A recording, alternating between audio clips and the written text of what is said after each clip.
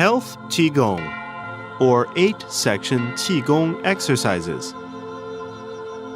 As a health and fitness practice originating in the long history of Qigong culture, Ba Duan Jin, or 8-section exercises, has been creatively cultivated from that tradition and has developed into a practice combining bodily exercise with deep breathing. It helps to get rid of the stale and take in things new, and to regulate one's psychological state.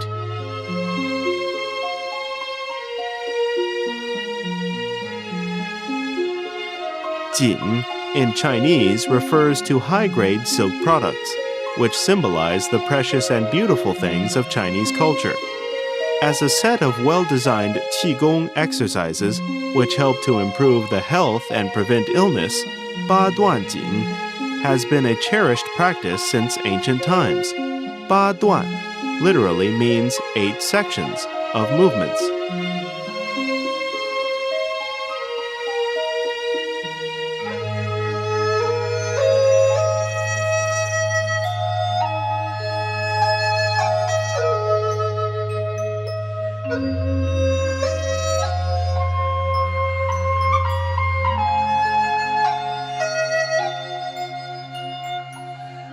Qigong is part of traditional Chinese culture.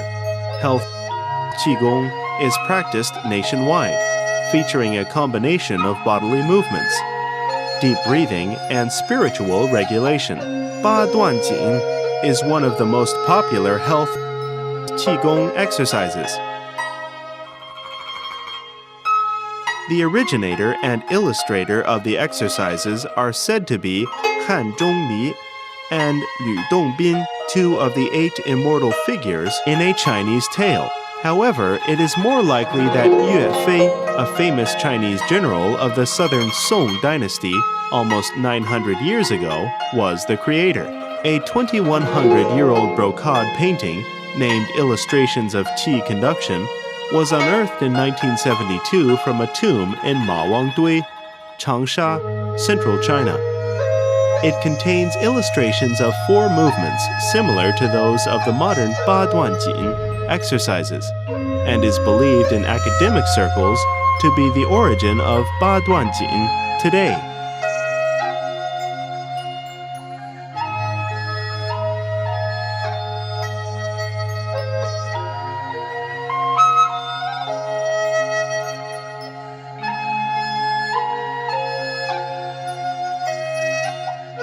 The term Ba Duan Jin first appeared in the Record of the Listener, selections of Chinese supernatural stories, written by Hong Mai of the northern Song dynasty, 960 to 1127. Li Siju was appointed an officer to take care of the king's daily life. He tried to follow the Taoists' practice of imitating the movements of animals and birds, and found that this was a successful way of exercising the body. He began to get up at midnight, sitting there practicing deep breathing and self-massage, as in so-called Ba Duan Jin. This shows that the exercises were popular in China at that time. In the Song dynasty, there were 2 major styles for Ba Duan Jin practice, sitting and standing. The standing style eventually developed into numerous schools and steadily became more popular. In the late Qing dynasty, 1644 to 1912, Ba Duan Jin was recompiled into a complete routine, together with illustrations. The movements and purpose of these exercises were described in the words of a song, which reads, "Holding the hands high with palms up to regulate the internal organs, and posing as an archer shooting both left and right-handed. Holding one arm aloft to regulate the functions of the spleen and stomach, and looking backward to prevent sickness and strain. Swinging the head and lowering the body to relieve stress, and moving the hands down the back and legs, and touching feet to strengthen the kidneys. Thrusting the fists and making the eyes glare to enhance strength, and raising and lowering the heels to cure diseases." A complete set of traditional health and fitness Qigong exercises was thus arranged as a routine, with theoretical backing and proven health benefits. The Chinese Health Qigong Association has recompiled the traditional Ba Duan Jin routines, and with knowledge of modern sports and the natural sciences, made thorough studies of the effects of the exercises on physical fitness. With new methods of biotics, human morphology, and medical sciences introduced, the new Ba Duan Jin has a more rational and scientific inner power. This achievement has injected new life into the ancient Chinese tradition of Qigong.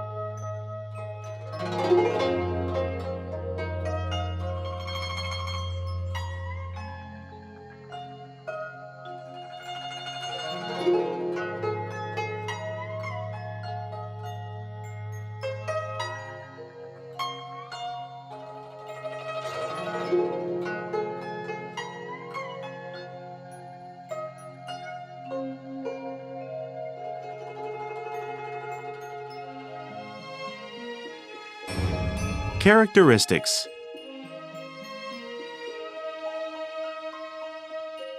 Ba Duan Jin is a set of safe aerobic exercises. Its level of intensity and routine formats are in line with the principles of sports physiology. They feature the following characteristics.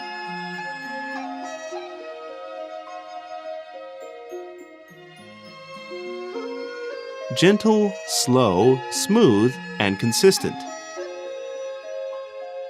The movements should be gentle, relaxed, and gracefully extending, with a well-balanced body stance and a distinction between substantial and insubstantial. They should be executed in a round and flowing way. Without any restraint, they are done with a natural approach and at a rational speed. There are no interruptions in the course of practice.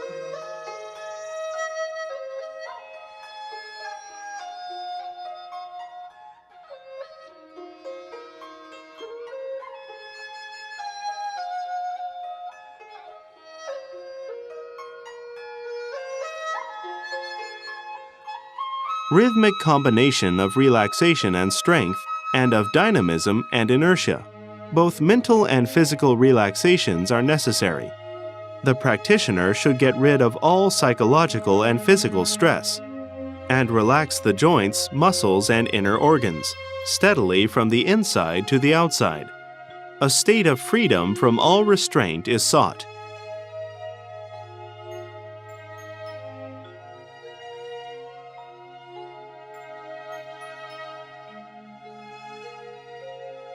Strength means the rational power required between the end of the previous movement and the start of the next one.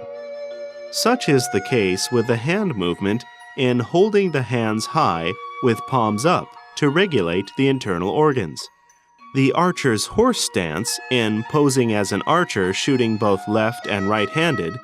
The one-arm lift in holding one arm aloft to regulate the functions of the spleen and stomach. The head and hands movement in looking backward to prevent sickness and strain, the horse stance in swinging the head and lowering the body to relieve stress, the hand movement in moving the hands down the back and legs and touching the feet to strengthen the kidneys, the fists thrust in thrusting the fists and making the eyes glare to enhance strength, the head movement and retraction of the toes and buttocks in raising and lowering the heels to cure diseases. Strength is required just for an instant, and relaxation should be maintained at all other times. Dynamism and inertia are the outer appearance of bodily movements. Dynamism requires the practitioners, guided by the concentrated mind, to execute the movements in a flexible, vivid, consistent, and natural manner. Inertia means that the practitioner should be calm even when strength is required between two movements. An external pause does not interrupt the internal circulation, with the muscles still stretched. The stimulation of the intended parts of the body can be achieved only with rational strength for an extended period. The combination of relaxation and strength, and of dynamism and inertia, is the major feature of Ba Duan Jin. Combine mind and body to cultivate vital energy.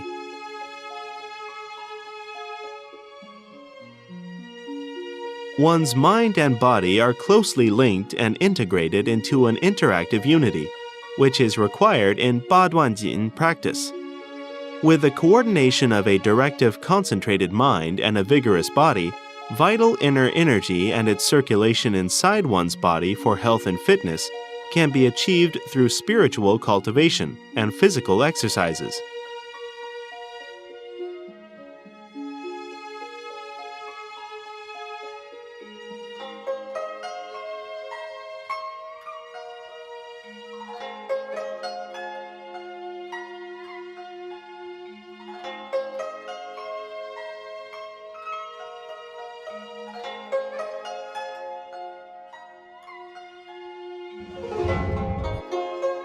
Step-by-step description of the routines. Ready position.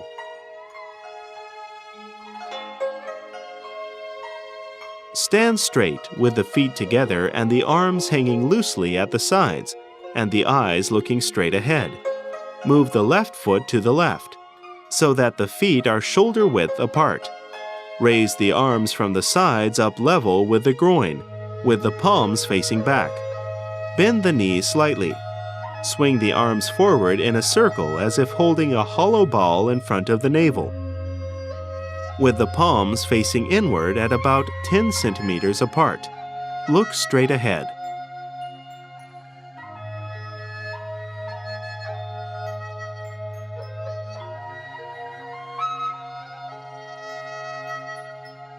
Key points. Crane the neck straight up. Pull in the chin. The tongue must touch the upper gums. Close the lips. Keep the shoulders and elbows down and armpits empty. Expand the chest, relax the abdomen, keep the hips and buttocks down, and the upper body straight and centered. Common mistakes.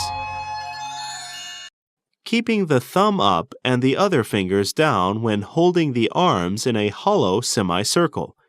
Protruding the waist forward. Bending the knees too much. Keeping the feet too far apart.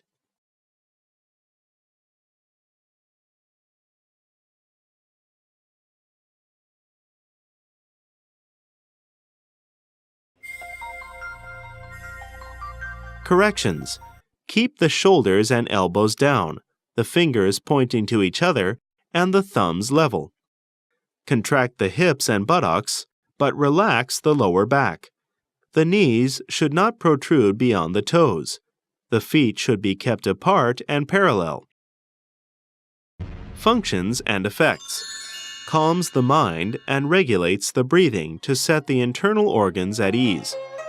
The body being held straight and centered prepares both mind and body for starting the practice.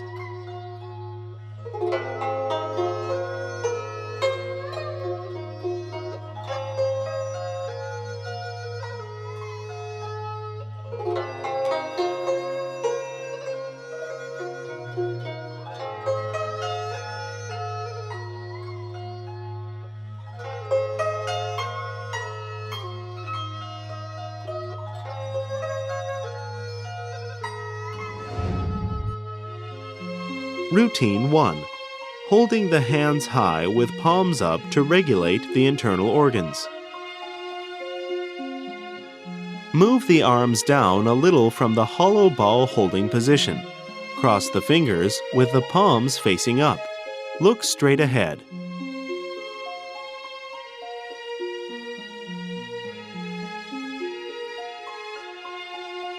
Straighten the knees. Lift the hands with the palms turned in and push them skyward, palms up. The eyes should follow the palms as the head is raised up. Continue to raise the palms until the elbows are straight.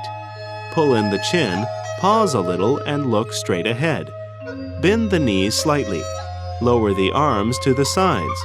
Hold the hands in front of the navel, with the palms facing up. Look straight ahead.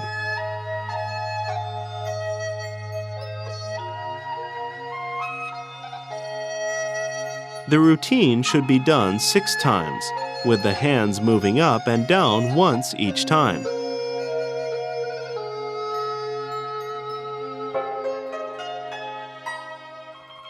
Key points. Expand the chest and body when lifting the hands, with a pause to keep stretching the muscles. When lowering the palms, relax the waist, keep the buttocks, shoulders, and elbows down, with the wrists and fingers relaxed, and upper body straight and centered.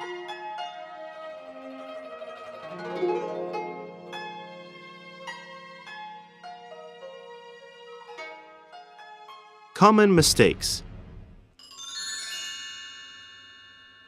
Head not high enough when raising the hands. Hesitation while lifting the hands leads to lack of the required strength.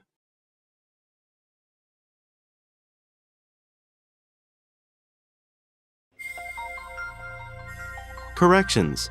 Sustained use of strength is needed when raising the hands and spreading the chest and upper body. Raise the chin first to support the action, and then pull it in to aid the elevation of the hands.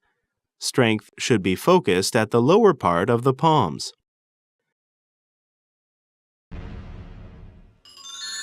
The purpose of this routine is to animate functions of sanjiao, the three portions of the body cavities housing the internal organs. Lifting hands up and down with the fingers crossed and relevant muscles stretched helps to ensure proper blood and vital energy circulation inside the organs.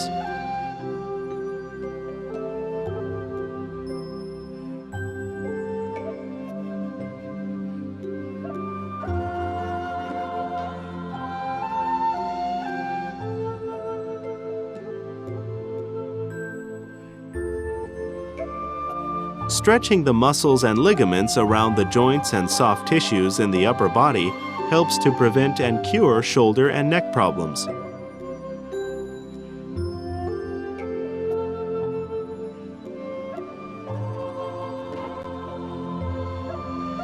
Routine 2. Posing as an archer shooting both left and right-handed.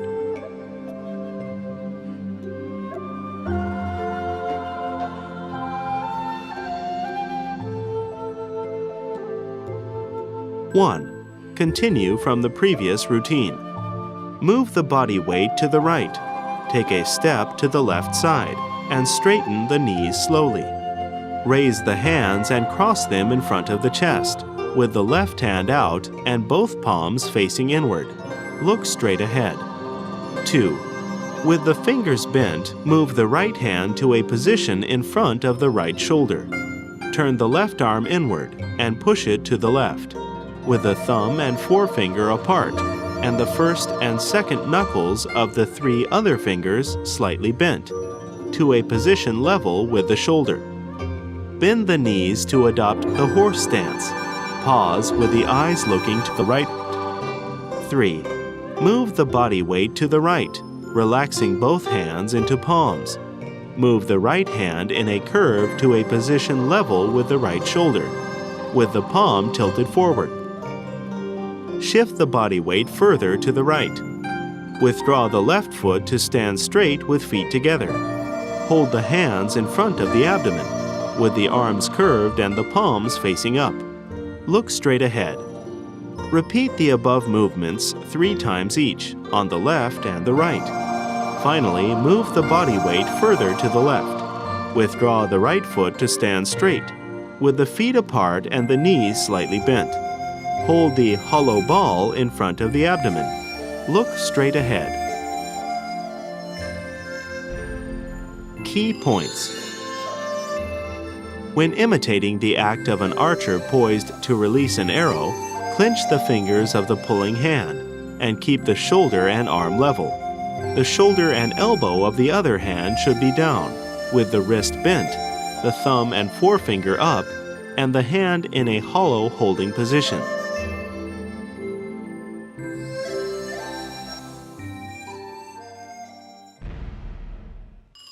Common mistakes. Shoulders raised, waist arched, and feet apart.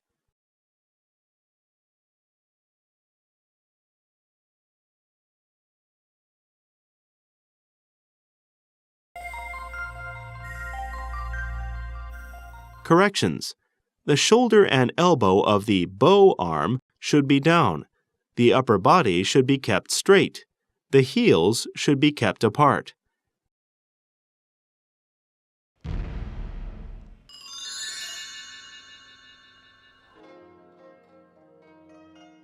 Expanding the shoulders and chest when imitating the stance of an archer can stimulate such meridians as Du Mai, or governor vessel, along the spine, and such acupuncture points as Shu Xue on the back, while regulating inner energy along such channels as the lung meridian of hand Tai Yin. It also helps to develop the muscles of the lower limbs and improves the balance and coordination. Improvement of the muscle strength of the forearms and hands helps to make the wrist and finger joints more flexible. It is also helpful for correcting such harmful postures as hunched back and shoulders, thus helping to prevent shoulder and neck problems.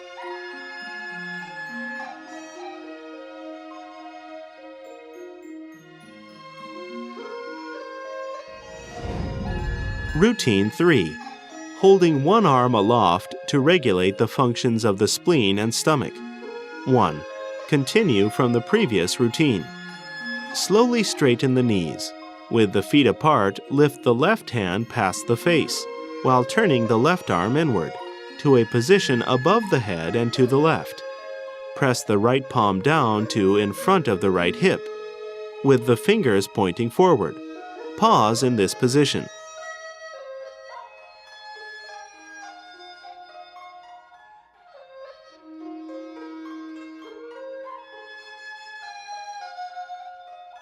Two, bend the knee slightly, while bending the left elbow and moving the left hand down past the face to a position in front of the abdomen, with the palm up. At the same time, move the right arm outward and the right hand upward with the palm up. Look straight ahead. Do the above routine 3 times each, left and right.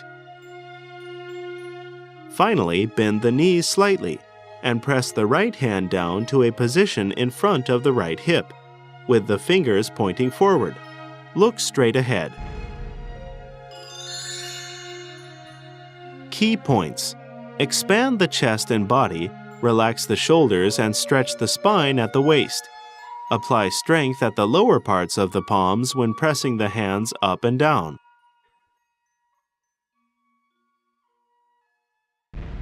Common mistakes. Fingers pointing in the wrong directions. Elbows not bent enough. Upper body not comfortably stretched and straight.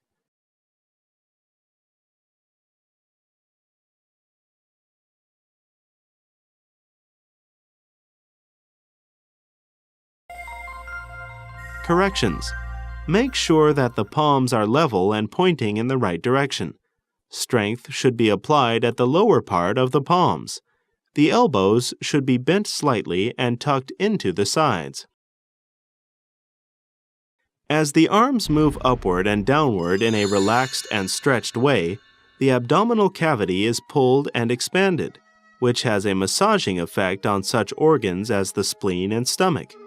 Stimulation is achieved on the channels and collaterals around the ribs, and such acupuncture points as Shu Xue at the back, so as to regulate energy circulation between the organs.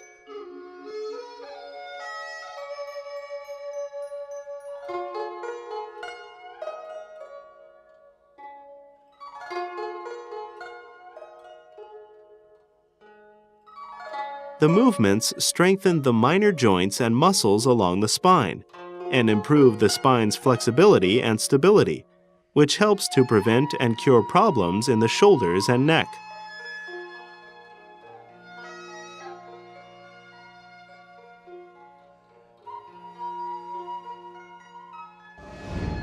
Routine 4. Looking backward to prevent sickness and strain. 1. Continue from the previous routine. Stand with the feet apart and straighten the knees slowly to raise the body weight. Let the arms hang loosely at the sides, with the fingers pointing down and palms facing backward. Look straight ahead. 2. Turn the arms outward, with the palms facing out. Turn the head back and to the left. Pause with the eyes directed towards the left rear. 3. Bend the knees slightly. Press the palms inward to a position near the hips, with the fingers pointing forward. Look straight ahead.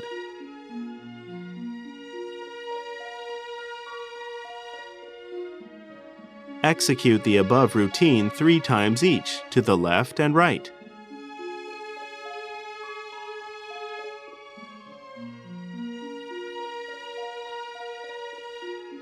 Finally, bend the knees slightly.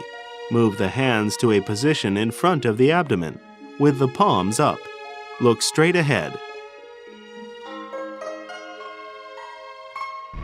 Key points. Keep the neck and head erect, and the shoulders down. Keep the body straight when turning the head. Pull the shoulders back when moving the arms.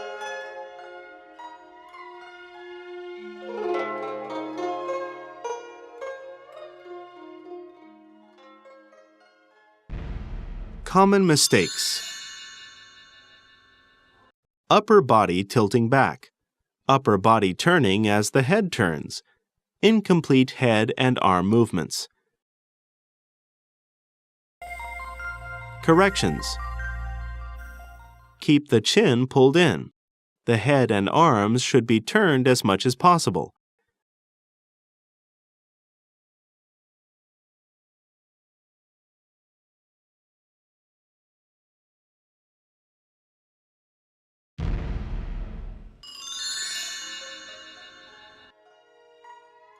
This routine is good for treating and preventing diseases of the heart, liver, spleen, lungs, and kidneys. It is also good for relieving stress.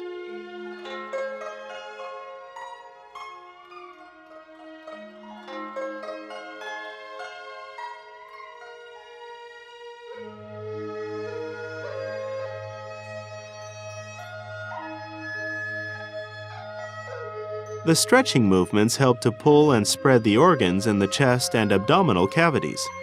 Looking backwards stimulates such acupuncture points as Da Zhui in the neck and Shu Xue on the back, thus helping to prevent and heal diseases and strains.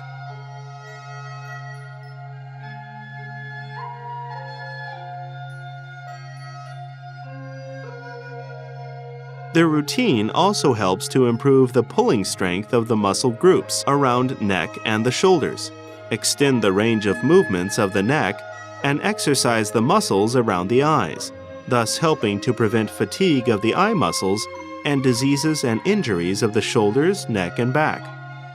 In addition, it improves the blood circulation around the neck and brain, so as to disburden the central nervous system. Routine 5. Swinging the head and lowering body to relieve stress.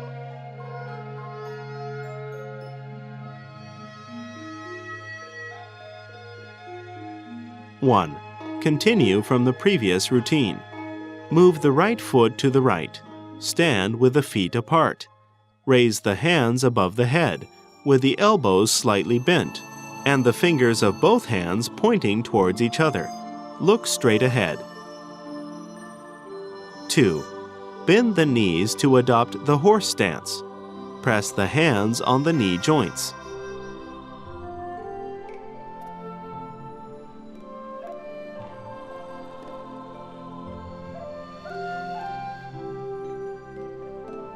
(3) Slightly lift the body weight. Move it to the right and tilt the upper body to the right and forward. Look at the right foot.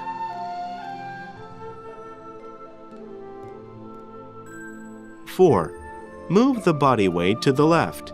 Swing the upper body first forward and then to the left. Look at the right heel. 5. Move the body weight to the right to adopt the horse stance. Move the head backward and straighten the upper body. Pull the chin in slightly. Look straight ahead. Execute the above movements 3 times each, to the left and to the right.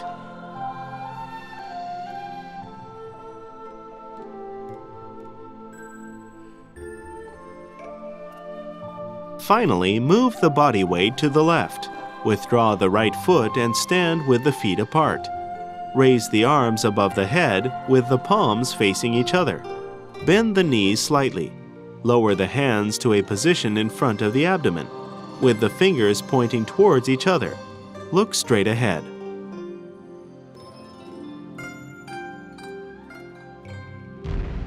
Key points. Pull in the hips and buttocks, and keep the upper body straight when adopting the horse stance. When swinging the upper body, the neck and the buttocks should be extended away from each other slowly and gently, and in a round and flowing manner.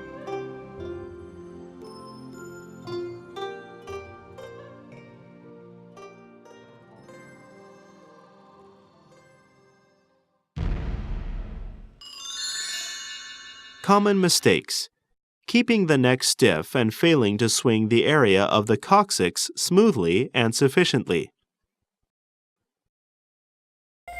Corrections: when the upper body tilts to the right and the buttocks to the left, or the upper body forward and the buttocks backward in a curve, the upper body should be held above level to enable the buttocks and neck to be fully extended. The chin should not be pulled in nor tilted upward, so that the cervical spine and related muscles can be relaxed and extended to the maximum.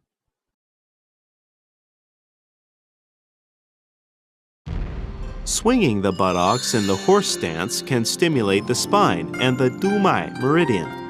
Swinging the head stimulates such acupuncture points as dazhui, thus helping to regulate the inner energy circulation and get rid of internal stress.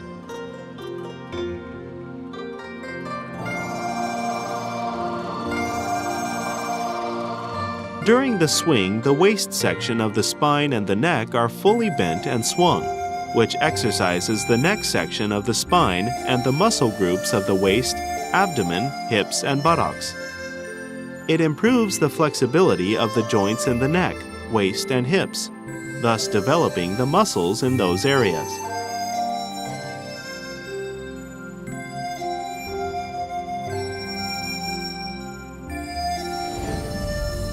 Routine 6. Moving the hands down the back and legs, and touching the feet to strengthen the kidneys. 1. Continue from the previous routine. Straighten the knees to stand with the feet apart and the fingers pointing forward. Lift the hands above the head, with the elbows straight and the palms facing forward. Look straight ahead. 2. Bend the elbows and bring the hands down to the front of the chest, with the palms facing downward and the fingers pointing to each other. 3. Turn the arms outward to let palms face up. Move the hands to the back of the upper body, through the armpits.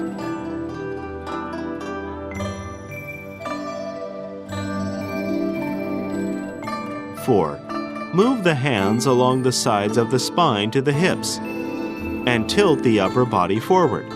Move the hands further down along the backs of the thighs to the insteps past the arches of the feet. Raise the head and look forward and down. Pause in this position. 5. Move the palms forward along the floor, and then raise the arms and the upper body, with the elbows straight and palms facing forward. Execute the movements 6 times each, upward and downward. Finally, bend the knees slightly and lower the hands to a position in front of the abdomen, with the palms facing down and the fingers pointing forward. Look straight ahead.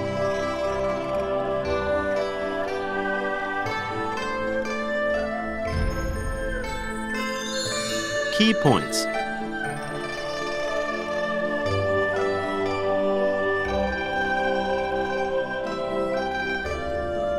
Apply rational strength when lowering the hands. Relax the waist. Keep the shoulders down and the knees straight when touching the arches of the feet. Lift the arms to raise the upper body.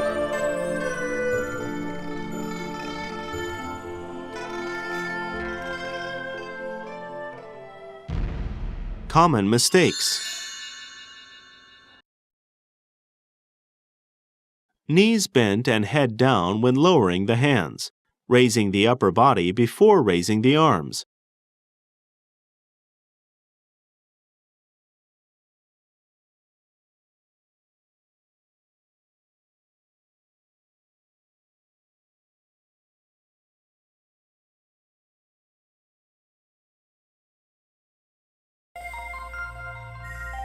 Corrections. Keep the head erect and the knees straight when lowering the hands. Lift the arms first to raise the upper body.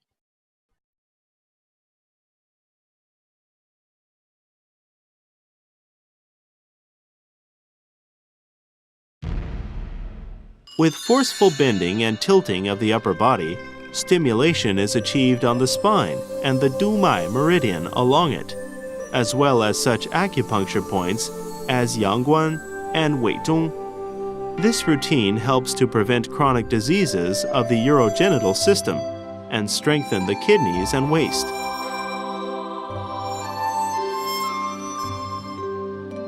The forceful bending and tilting of the spine helps to improve the strength and flexibility of the muscle groups along the trunk to flex forward and backward, and applies pulling and massaging to the kidneys, adrenal gland, and ureter, so as to improve and rejuvenate their functions.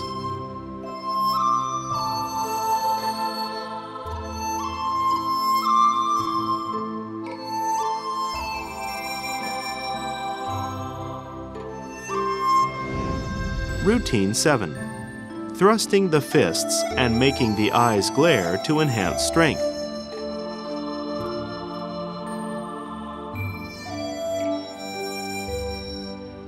One. Continue from the previous routine. Move the body weight to the right. Take a step to the left. Adopt the horse stance. Clench the fists at the sides of the waist, with the thumbs covered by the other 4 fingers, and the thumb side of the fist upward.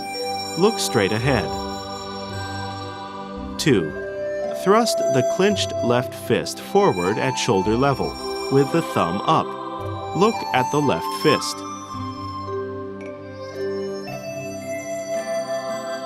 3. Turn the left arm inward. Loosen the fingers to point the thumb down and look at the left palm. 4. Turn the left arm outward, with the elbow slightly bent. Meanwhile, twist the left hand from the inside out, palm up, and clench the fingers, with the thumb inside. Look at the left fist. 5. Withdraw the left fist to the side of the waist, with the thumb up. Look straight ahead. Repeat the above movements, but with the right hand this time. Execute the movements 3 times each, with the left and right hands. Finally, move the body weight to the right. Withdraw the left foot and stand straight, with the feet together. Unclench the fists and let the arms hang loose at the sides. Look straight ahead. Key points. Open the eyes wide to make them glare when thrusting the fist forward. Try to grasp the floor with the toes. Twist the waist and direct strength along the shoulder to the front of the fist. In the horse stance, the height of the thighs should be flexible according to the strength of the legs. Twist the wrist when withdrawing the arm, and use strength to clench the fists.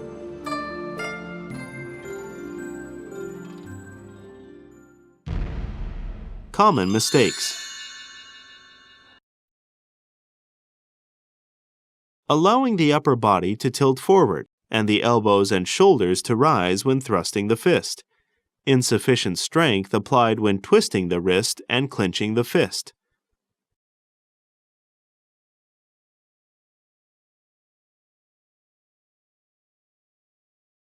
Corrections. Thrust the fist from near the ribs. Keep the head and neck erect, the upper body straight, the shoulders relaxed, and the elbows slightly bent. Force is applied along the arm to the front of the fist. When withdrawing the hand, first unclench and straighten the fingers, fully twist the wrist, and then clench the fingers again with force.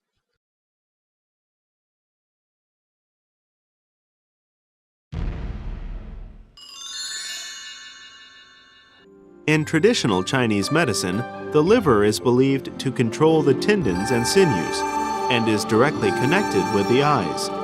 Making one's eyes glare can stimulate the liver channels, so as to improve the blood circulation, help to soothe the liver, and regulate the vital energy. Squatting, clenching the floor with the toes, clenching the fist, twisting the wrist, and clenching the fist can stimulate the meridians, such as Du Mai, and the acupuncture points Shu Xue on the back, as well as the San Yin and San Yang meridians of both the hands and feet. They also help to pull the muscles, tendons, and ligaments. Prolonged exercise can make one's muscles firm and enhance one's strength. Routine 8. Raising and lowering the heels to cure diseases. 1. Continue from the previous routine.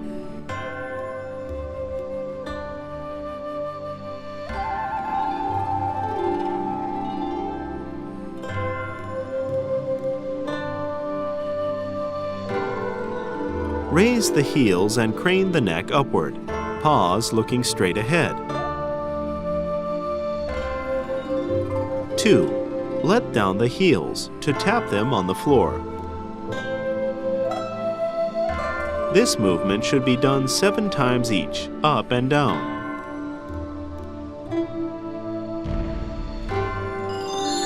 Key points. When raising the heels, try to grasp the floor with the toes. Apply the maximum strength for the raising. Keep the thighs together and the neck and head erect. Ensure balance while taking a pause. When landing the heels, tap them lightly on the floor, while keeping the shoulders and elbows down and the whole body relaxed. Common mistakes: stiffening the shoulders and failing to keep one's balance when raising the heels. Corrections: grasp the floor with the toes. Keep the thighs together. Pull in the buttocks and contract the abdomen, while pushing up with the head and lowering the shoulders. The tension in the toes can stimulate the channels and collaterals of the feet, and regulate the functions of the related organs. Tapping the heels on the floor can stimulate the spine and the Du Mai meridian along it, and improve blood and inner energy circulation to reach an internal balance. It also helps to develop the calf muscle groups and stretch the muscles and ligaments of the feet, thus enhancing the balance capability. Tapping the floor with the heels can stimulate the joints in the lower limbs and spine, and relax the muscles throughout the body.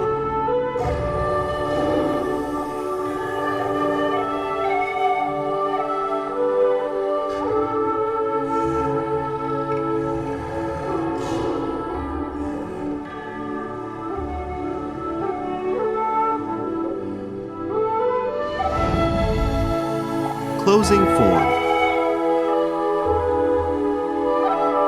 1. Continue from the previous routine. Turn the arms inward. Swing the arms to the level of the hips, with the palms facing back. Look straight ahead. 2. Bend the elbows and allow the palms to overlap at dantian, a point about 2 inches below the navel, with the left palm inside for a male practitioner and the right palm inside for a female one. 3. Allow the hands to hang loosely at the sides. Look straight ahead. Key points. Place the overlapped palms at dantian point and keep the whole body relaxed to drive qi into dantian.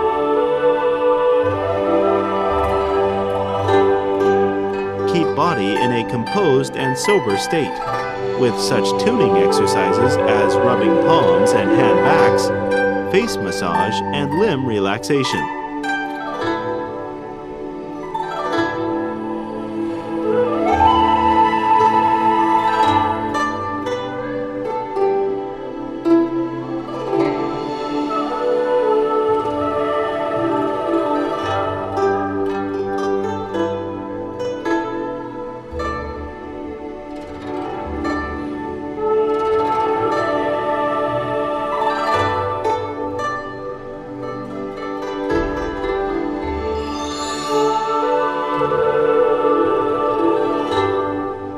The main purpose of the closing form is to resettle the inner energy circulation, tune the body, relax the muscles, refresh the mind, consolidate the effects of the exercises, and regain the state of calmness experienced before the start of the exercises.